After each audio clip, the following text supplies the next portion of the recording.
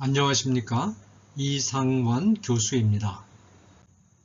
목회자와 성도의 고민 제4부 성도와 목회자의 경제생활 네 번째 주제 연말정산에 대해서 함께 생각해 보겠습니다.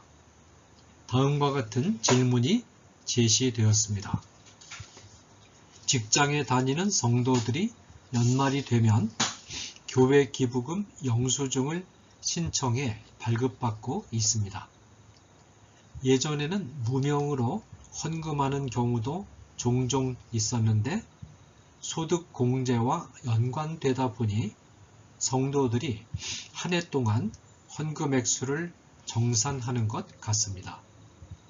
하나님께 드린 헌금에 대해 일정 금액을 환급받는 것에 의문을 갖는 성도들이 있는데 어떻게 상담해야 할까요?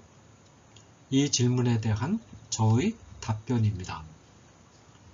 바른 답변을 위해서는 먼저 연말정산과 헌금에 대한 바른 이해가 선행되어야 할 것 같습니다. 연말정산의 의의에 대해서 함께 생각해 보겠습니다.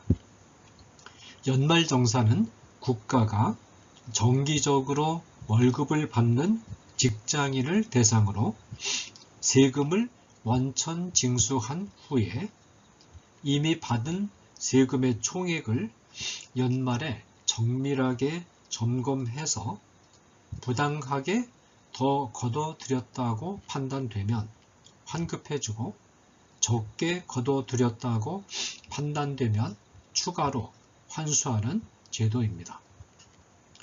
연말정산의 전제는 연말정산 대상자가 1년간 벌어들인 모든 소득과 지출을 적은 금액까지도 정확하고 빠짐없이 파악해야 한다는 것입니다. 이것은 치밀한 인터넷망과 촘촘한 행정조직이 형성됐을 때 가능합니다.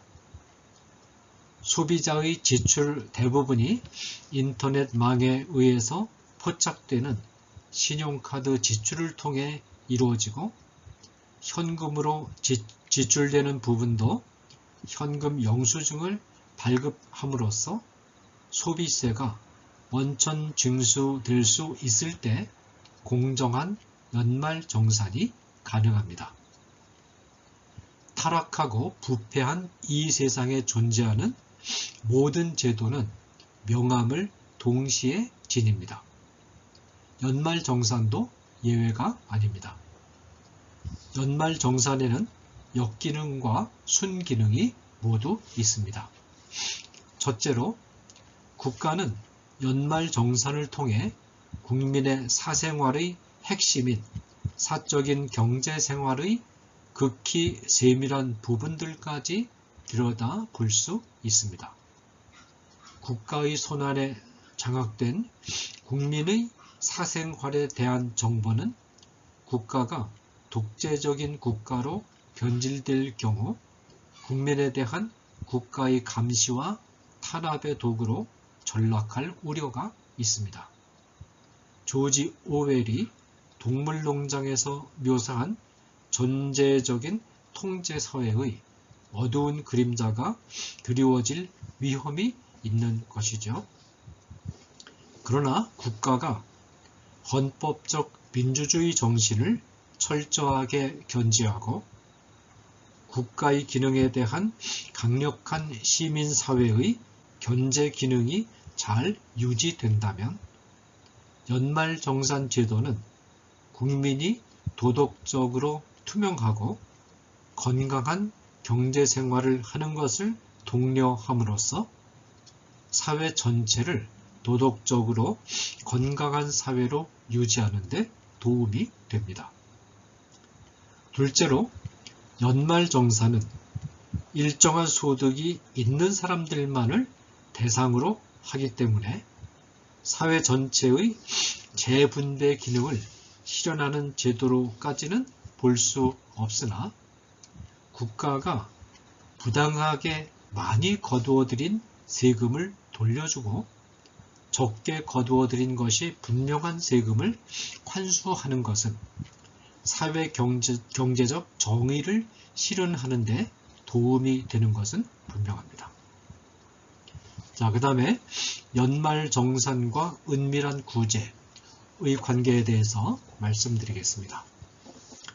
연말정산과 헌금이 서로 충돌을 일으키는 것이 아닌가 하는 판단은 교회에 내는 헌금을 마태복음 6장 1절에서 4절에 제시된 올바른 구제에 관한 예수님의 가르침의 관점에서 볼 때 등장합니다. 이 본문의 후반부인 3, 4절을 먼저 보면 구제를 은밀히 시행하라는 가르침이 있습니다. 너는 구제할 때 오른손이 하는 것을 왼손이 모르게 하여 내 구제함을 은밀하게 하라. 은밀한 중에 보시는 너희 아버지께서 갚으시리라. 교회에 내는 헌금이 연말정산의 공제 대상이 되기 위해서는 교회의 담임 목사와 재정 관계자뿐만 아니라 국가의 공무원에게까지 헌금 내역이 모두 공개되어야 하는데, 이 같은 헌금의 공개가 구제를 은밀하게 하라는 예수님의 가르침과 배치되는 것이 아닐까요? 이 질문과 자연스럽게 관련되는 또 하나의 질문은 1절, 2절에 있는 가르침과 연관되어 있습니다. 이 본문에 보면 사람에게 영광을 받기 위해 구제를 행하지 말라는 가르침이 나옵니다. 사람에게 보이려고 그들 앞에서 너희 의를 행하지 않도록 주의하라. 그리하지 아니하면 하늘에 계신 너희 아버지께 상을 받지 못하느니라. 그러므로 구제할 때 외식하는 자가 사람에게서 영광을 받으려고 회당과 거리에서 하는 것 같이 너희 앞에 나팔을 불지 말라. 진실로 너희에게 이르노니 그들은 자기 상을 이미 받았느니라. 내역이 공개된 헌금을 세금 납부로 인정해서 일부를 환불해 주는 것은 사람으로부터 영광을 받으려는 시도가 아닌가요? 자, 이것과 관련해서 이제 바른 헌금에 대해서 생각해 보겠습니다. 앞에서 제기된 두 가지 핵심적인 질문에 대한 답변을 헌금과 구제에 관한 성경의 관점을 파악하는 것에서 출발해 보겠습니다. 먼저 이스라엘 공동체에서 이스라엘 백성들이 내는 헌금이 어떤 성격이었나를 살펴보겠습니다. 이스라엘 백성들은 11조라는 방식으로 헌금을 드렸습니다. 아브라함이 살렘 왕 멜기세덱에게 자원하는 마음으로 드린 것에서 시작된 11조는 야곱에 이르러서 자원적인 서약의 형태로 발전한 다음 모세 시대에 이르러서는 모든 이스라엘 백성들이 공적으로 준수해야 할 사회적 의무가 되었습니다. 국가기관과 종교기관이 통합되어 있었던 구약시대에는 헌금이 종교적인 활동을 위해 하나님께 직접 드리는 종교적 헌물의 의미도 있었지만, 이와 동시에 국가에 납부하는 세금의 의미도 있었습니다. 국가가 수행하는 고유한 업무에는 국민의 생활을 위한 물적인 내부 구조를 구축하고 국민의 생명을 악의 세력으로부터 보호하기 위한 경찰력과 군사력을 운영하며 한계 계층의 생계를 보장해 주기 위한 기관을 운영하는 것들이 포함되며, 이와 같은 업무 수행을 위하여 재정이 필요했습니다. 국민이 이 재정을 납세를 통해서 부담하는 것은 이웃사랑의 실천인 동시에 국민의 의무입니다. 구약의 헌금의 핵심인 11조는 은밀하게 시행된 헌금이 아니라 공개적으로 시행된 헌금이었습니다. 헌금으로서의 11조와 예수님이 말씀하신 구제 행위는 구별되어야 합니다. 예수님은 모든 이스라엘 백성들이 공개적으로 드린 11조 헌금 방식을 비판하신 것이 아니라 헌금으로서의 11조는 내야 할 금액의 수준도 공개적으로 정해져 있었고 내는 방식도 공개적으로 이루어졌고 낸 헌금의 사용도 공개적으로 이루어졌습니다. 11조 헌금액 중에서 일부가 구제금으로 사용되었으나 이 구제는 개인이 개인에게 하는 구제가 아니라 이스라엘이라는 신정적인 국가기관이 시행하는 사회 행위로서 역시 공개적으로 수행되었습니다. 그러나 한 개인이 다른 개인을 구제할 때는 오직 하나님만이 보시는 가운데 은밀하게 진행되어야 합니다. 개인 간의 구제가 은밀하게 진행되어야 하는 이유 가운데 하나는 개인 간의 구제가 공개적으로 진행되는 경우에 개인과 개인 사이에 종속관계가 형성될 위험이 크기 때문입니다. 개인과 개인 간의 종속관계는 하나님 앞에서 하나님의 백성의 평등성을 깨뜨리고 공동체의 갈등과 위화감을 조장할 수 있습니다. 신약시대의 교회 공동체는 국가기관과는 구별되는 순수한 종교적인 공동체 곧 예배 공동체라는 점에서 신정적인 이스라엘 국가와는 구별됩니다. 따라서 교회에 내는 헌금은 국가에 내는 세금과는 구별됩니다. 교회에 내는 헌금은 자원하는 마음으로 구체적으로 정한 액수에 구애받지 않고 내게 되어 있습니다. 그러나 교회의 지체가 된 성도들이 교회의 필요를 전혀 고려하지 않고 자기가 원하는 방법과 액수를 내는 것으로 만족하는 것은 미성숙한 마음가짐입니다. 신앙이 성숙해질수록 교회의 운영에 대해 담당하는 책임의 정도를 더해가야 합니다. 교역자의 생활비, 교회의 운영 경비, 구제비, 선교 지원비 등과 같은 교회의 필요 경비를 신중하게 고려해서 교회 필요의 일정 부분을 지속적으로 책임지기로 결단하고 교회에 자신들이 책임질 수 있는 정도를 직간접적으로 알림으로써 안정적인 교회 운영이 이루어질 수 있도록 돕는 것이 성숙한 성도의 헌금 태도입니다. 어쩌다가 기분이 내키면 한 번씩 선행하는 것이 아니라 감정 기복에 영향을 받지 않고 규칙적이고도 지속적으로 선을 행하고 나아가 이것이 자신의 습관으로 형성되는 단계에 이르러야 비로소 바른 윤리적 실천이라고 할 수 있습니다.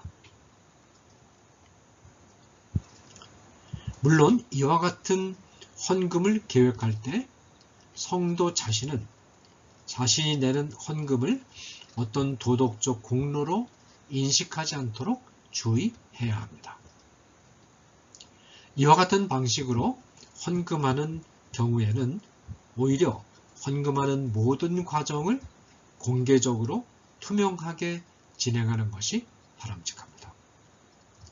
성도들이 기도하는 가운데 드리고자 하는 헌금 액수를 하나님과 교회 앞에 정하는 것은 바른 삶을 살기로 서약하는 것으로서 성경이 권장하고 있는 서약의 유형에 해당합니다.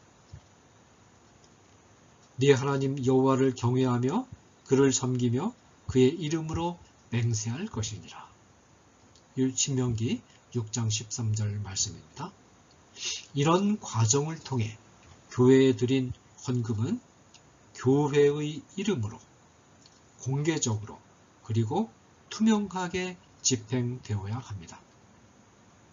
교회의 헌금 사용처 가운데 포함된 구제도 공개된 상태에서 교회의 이름으로 집행되어야 합니다. 한 개인이 다른 개인을 구제하는 것은 예수님의 가르침의 정신을 철저하게 지켜서 은밀하게 개인과 개인 간의 종속관계가 형성되지 않도록 하는 것이 바람직합니다. 그러나 교회라는 기관의 이름으로 공개적으로 시행되는 구제는 한 개인과 개인 사이에 종속관계를 형성시키는 것이 아니므로 공개적으로 진행해도 무방합니다. 설령 교회와 성도 사이에 종속관계가 형성된다 하더라도 교회는 성도들의 어머니로서 성도들이 어머니인 교회의 도움을 받고 거기 의존하는 것은 영적으로 자연스러운 이치이기 때문에 문제될 것이 없습니다. 자, 마지막으로 국민 선행의 격려와 보상은 국가의 의무다라는 점을 말씀드리겠습니다. 이처럼 공개적으로 이루어진 성도의 헌금에 대해서 국가가 세금에 준하는 사회적 기여로 인정해 적절한 격려와 보상으로 공제 혜택을 주는 것은 국가 고유의 소명을 이행하는 것으로서 정당한 것입니다. 국가의 의무를 규정하는 로마서 13장 3절 4절에 따르면 악을 행하는 자를 벌하는 것도 국가에게 부과된 의무이지만 선을 행하는 국민을 칭찬하고 격려하는 것도 국가에 부과된 중요한 의무 가운데 하나입니다. 국가가 은밀하게 진행되는 개인과 개인 사이의 사적인 구제에 간섭하는 것은 국가가 시민사회의 고유한 영역을 부당하게 침범하는 행위임이 분명하지만 공개적으로 이루어진 선한 행위에 대해서 공개적으로 칭찬하고 일정한 보상을 주는 것은 일반 은총의 차원에서 정당화될 수 있는 국가의 고유한 업무입니다. 성도들도 국가와 국가의 시민으로서 국가를 위하여 행해야 할 의무가 있는 동시에 국가가 제공하는 혜택을 받을 권리가 있습니다. 성도들이 교회에 낸 헌금을 포함한 각종 기부금에 대해 국가가 연말정산으로 환급해 주는 금액은 액수 자체가 크지 않아서 국민의 사기를 진작시켜 줄 수 있는 정도의 수준을 넘지 않습니다. 예수님이 산상수훈에서 말씀하신 은밀한 구제는 개인이 행하는 구제 행위를 대상으로 하신 말씀입니다. 은밀한 구제를 공공기관인 신정적인 이스라엘 국가에 공적으로 드리는 11조나 신약시대의 교회라는 공공기관에 공적으로 드리는 헌금에 직접 적용하는 것은 무리가 있습니다. 교회라는 공공기관에 드리는 헌금은 자원하는 마음으로 은밀하게 드릴 수도 있으나 공개적으로 투명하게 규칙적으로 드리는 것이 더 바람직하며 구제를 포함한 헌금 집행도 반드시 개인의 이름이 아닌 교회의 이름으로 공개적이고 투명하게 이루어져야 됩니다.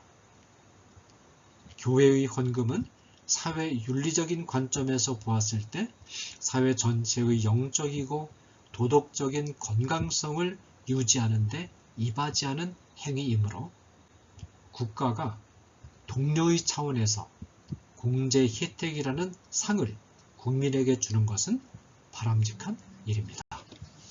감사합니다.